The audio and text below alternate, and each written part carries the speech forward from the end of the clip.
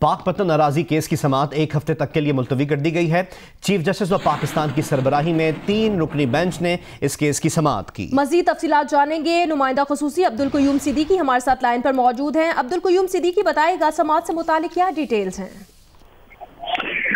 जी हाँ, chief justice Pakistan justice Saqib Nisar की सरबराही में जस्टिस फैसल अरब और जस्टिस इजाजुल एहसन पर मुश्तमिल 3 रुकनी बेंच ने पाकपतन अराजी केस की समाअत की। और इसमें जब समाअत शुरू हुई है 10:10 पर तो चीफ जस्टिस ऑफ पाकिस्तान ने पूछा कि मियां नवाज शरीफ कहाँ हैं। तो नवाज शरीफ अपने वकला के साथ रोस्टरम पर आए और उन्होंने कहा कि आपका इस बारे में क्या मौक़िफ़ है। तो नवाज शरीफ का ये कहना था कि ये 32 साल पुराना वाक़या है और मिल में ऐसा कोई वाक़या नहीं है।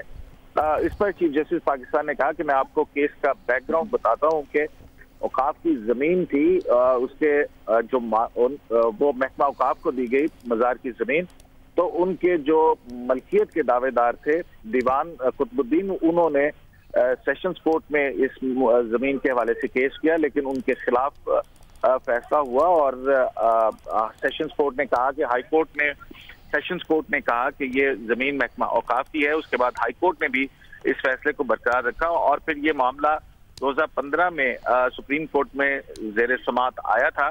लेकिन उस वक्त जब 1985 में ये मामला उस वक्त भी सुप्रीम कोर्ट में था, तो ज़ेर इल्तवा होने के बावजूद एक जो नोटिफिकेशन था जिसके जरिए महकमा औकाफ को जमीन दी गई थी, वो 1969 का नोटिफिकेशन वापस ले लिया गया था।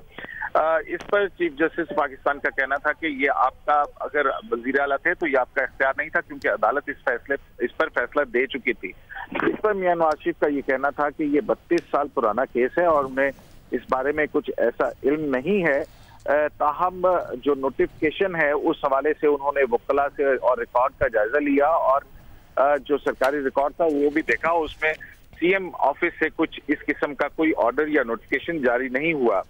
इस एक हवाले से इस पर चीफ जस्टिस का कहना था कि मियां साहब, आपका इस मामले पर क्या मौक़िफ़ है कि अगर आपने ये नहीं किया तो फिर तो आप इस मामले से बाहर हैं, लेकिन इस मामले की तहकीक तो फिर होना चाहिए ना, आपका इस बारे में क्या मौक़िफ़ है। तो इस पर मियां मोहम्मद नवाज शरीफ ने कहा कि वो आपकी इस बात से मुत्तफिक हैं और जिस तरह हैरत आपको है इसी तरह मुझे भी हैरत है।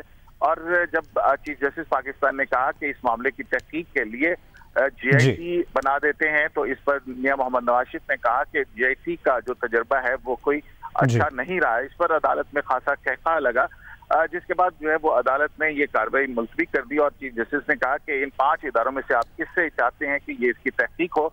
जिसके बाद अदालत ने मियां मोहम्मद नवाज शरीफ को 7 दिन का वक्त दिया है कि वो सोचकर बताएं कि इस मामले की तहकीक कैसे की जाए। बहुत बहुत शुक्रिया अब्दुल क़य्यूम सिद्दीकी हमें अपडेट करने के लिए।